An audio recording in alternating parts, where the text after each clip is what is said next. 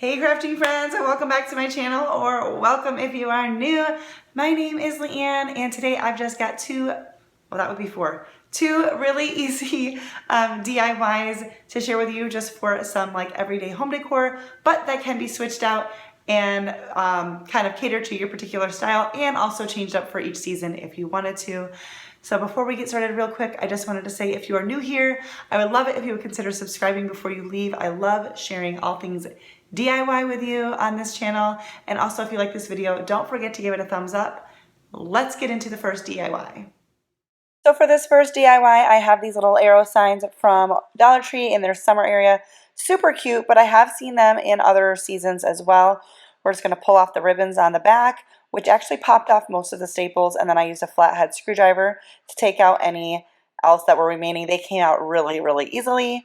Now I'm sanding it down just to get rid of the bumps from that. If you wanted a super smooth finish, you could use some like wood filler or whatever and then sand it down. But we're going for a fence, and so wood boards aren't perfect, so I wasn't super worried about it. I did sand down the edges just a little bit to smooth out a couple of them. And then we're going to give the back sides of this couple coats of white Waverly chalk paint. Of course, you can use any paint that you want. The boards here soak up the paint super fast, so by the time I got done with the first coat, I was able to start back on the second coat right away, and I'm just doing the backs and all of the edges. Now I'm taking these Hot Wheels racetracks from the Dollar Tree. They come in a 2-pack, and when you take off the tags, those little blue pieces come off as well. And I'm trimming them down just on the other side of the little holes.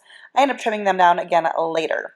Now I will say the process of using these may not have been the easiest solution. It did work, but if you want something quicker and easier, I would recommend getting some paint sticks, stir sticks. You know what I'm talking about. But I'm giving these a few coats of the white Waverly chalk paint, trying to get in all the grooves. I do front and back because I don't want orange being seen at any point, because obviously that does not look very finished.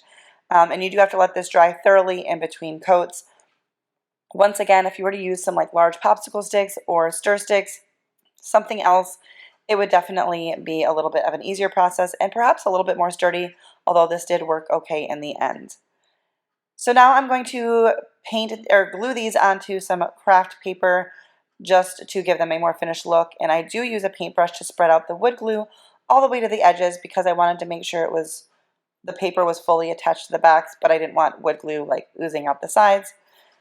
So I'm using wood glue on this project because I'm thinking about using this out on my front porch, and because of the heat, hot glue would just not hold very well because it would get weaker in the heat. And our porch gets a ton of sun. So I'm using wood glue, but that does mean you have to let it dry properly in between. But once it's dry, I'm going around with a little cutting tool from Dollar Tree and trimming off the extra paper. And I do have a plastic cutting mat underneath. They're just those plastic cutting boards from Dollar Tree. I think they come in a 2-pack. I need to get myself a proper cutting mat just to make sure I'm protecting my table. But this did the trick this time around. And then you're going to see there's a little bit wrinkled in the back, but that's okay. It's covered. It's good. I used some Jenga blocks to space them out. You could use anything you wanted. That's just something I had that worked. And then a ruler at the bottom to make sure everything was even. And I'm just trimming down the racetracks again to the size I wanted, and we're going to attach these once again with wood glue. So I did not take the easy route. If you use racetracks, learn from me. Make sure you know, lay this down across the back. I'll do it better with the second one so that you know where to put the glue so that it doesn't come through on the other side. And then I wanted there to be a little bit more surface to attach these, so I'm cutting up some wood domino pieces from the Dollar Tree from the toy section and just gluing them in, and then I'll put glue on top of them and attach the whole thing. So here I'm realizing, okay, that was a bad idea. I have to move things around. Try to take off the wood glue. You did end up being able to see some wood glue on the other side. It worked fine once I finished all of the painting I was doing on this piece. You couldn't tell at all. But yeah, I learned. I don't know what I was thinking. This is what happens. Sometimes I'm making it up as I go along. I have an idea in my head, but I don't know how I'm going to execute it.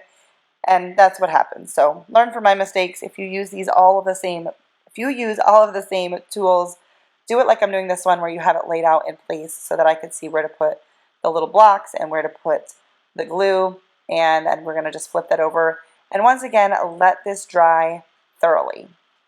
Once everything is dry, I've got this what is it called?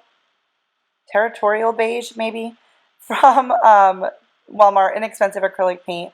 I flipped the fence over and we're dry brushing with a stencil brush, and I just kept going until I liked how it looked. I made sure to get in between on the little racetrack pieces and just kind of making it look a little bit more like wood, so there's like some heavier pieces and some heavier spots and lighter spots with the brown. I'm using this leaf garland I had on hand. I picked it up from Hobby Lobby and I've used it on so many projects. But I'm looking forward to using this in a variety of ways, using some like garland for Christmas and some leaves for the fall. And you could, if you want this to stand up on its own, you could put some blocks on the back, like tumbling tower blocks, to help it stand. But I'm just going to lean it up against the wall with other decor in front of it, so this works. And I love how this came out. I thought it was super cute and very fun. This next project, I've got these two frames from the Dollar Tree, as well as these file folders, which I'm just using for the paper because I thought it was pretty. So I am using a little tiny screwdriver to take off the little tabs on the back of just one of the frames, and then I took all of the insides out of all of them.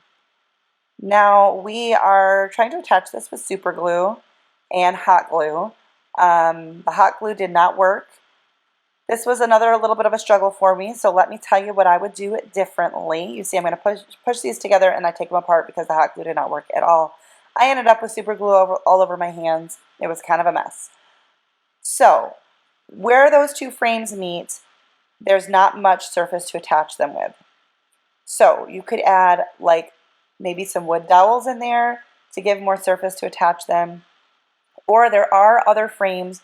These plastic ones are not the only ones I've seen in this shape at Dollar Tree. So, maybe think about that when you're picking up your frames. So what I ended up doing was filling in those gaps from the inside with hot glue. I just let lots of it fall down until it kind of filled up. And then I was able to just scrape off any excess from the outside. So I did make this work, but there may be an easier route with slightly different frames. And maybe more patience. I don't know that I had patience to let the super glue really set, but still there wasn't a lot of surface for that to attach.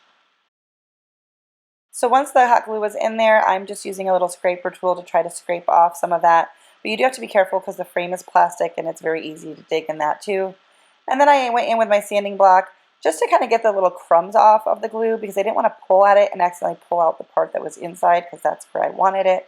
It ended up not being the smoothest finish, but we take care of that later. So we're going to just cover this with some chalk paint. I do recommend chalk paint over acrylic paint just because it does have a better coverage.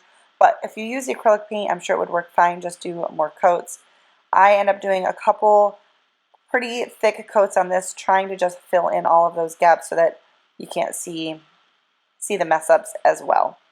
I'm working on my projects over the course of different times of the day, so the lighting keeps changing as well as my outfits, so hope it still is alright for you. Now I'm going over this once it's dry with the sanding block to just kind of let some of that black come through. I'm using this in a room that has a lot of white, gray, and black, so I wanted to just kind of distress that a little bit, and not too much, just a touch. And now we're going to go in with some twine. I cut off a piece to fit, and then I burned it just to get all of the little hairs off. And then we are going to glue this along the inside. I'm using some just like craft glue. The nozzle on that was not working super great for me, so it looks like I'm putting in a lot of effort, but this is a pretty easy thing to do here. I just put the glue and then I'm just kind of tapping in the twine, and this will kind of cover up that not so good looking area where the frames met. It didn't look nearly as bad on the outside at all, so I just needed to do this on the inside. Plus, we're going to put some stuff in here to cover up some of this. Next, I'm taking this little bag. It's like a little handbag from Dollar Tree. I've recently seen these again in a variety of patterns, but you could also just use like burlap on the rolls of burlaps you can get at Hobby Lobby, or you could use just another material. But I'm just creating a little planter here. So I cut off the back of the bag. So I just had the plain stuff without a pattern. And then I'm just hot gluing one edge to make like a straight line because obviously that stuff frays when you cut it. And I had a piece just big enough to wrap around. I wanted this to fully cover the sides because I wanted it to look finished from the sides, but I couldn't have it really go over the back because we're going to be putting the back of the frame back on. You'll see what I mean in just a second. So I'm just going to hot glue this. I kind of worked from side to side and then in the middle and just kind of until I had the whole thing attached. And then we just trim up the back of it with some scissors so that the edges meets the edge of the frame. Now, once again, like I said, the room I'm using this in has a lot of like black, gray, and white. So I didn't really want too much of this burlappy color. So I went over this with some black paint. I'm using ink, the color ink, in the in the Waverly chalk paint until I got the desired look. But obviously, all of this is customizable to your style and your decor. We're just making a cute little planter. Then I took what was left on my paintbrush and just did a little dry brushing on the frame just to kind of, I guess, distress it a little bit more. Now I'm just taking the insert from the frame to use as a template to cut out my paper. Once again, you could use any paper or patterns that you wanted. I just saw this in the new school supply area that's being stocked currently at my Dollar Tree and thought the pattern was pretty, so I picked them up for paper. Just trace it out, cut it out, and then we're going to clean the glass that goes in. Always make sure you do this before you assemble everything. Cleaning the glass, popping that paper that we cut out in, and then we're going to put the back of the frame on it. Now this particular frame has a kickstand on it, so you can use it as a stand-up frame or a hanger. I will probably be standing mine up on a shelf is my plan. So once we get that all in together, I'm going to take a little bit of moss that I had on hand. This is from the Dollar Tree, but you can get it other places. I didn't put a ton in there, just a little bit. And then I'm cutting down this boxwood I picked up from Walmart. I think it's like 98 cents a bunch or something like that. So whenever I find it, I buy quite a bit of it. I ended up taking these out because I realized it was just too big. It looked too full and cut them down a little bit smaller. But I love this idea because you can change out the florals. You could do different patterns in the back. You can really customize this. You could even change it up throughout the year if you wanted. But I thought this was a cute little planter. It would also be cute to make like matching ones to hang on the wall, like little planter sconces. I don't know, is that a thing? I don't know. But either way, I like a lot how this came out. So I hope that you really enjoyed these DIYs and maybe want to try to do your own version yourself. Well, that's going to do it for today's video. Once again, if you liked it, don't forget to give it a thumbs up because that really does help me out more than you know. So do your comments and subscribing. All of the things, those little things help out our channels quite a bit. So I appreciate it. Thanks for watching and I'll see you next time.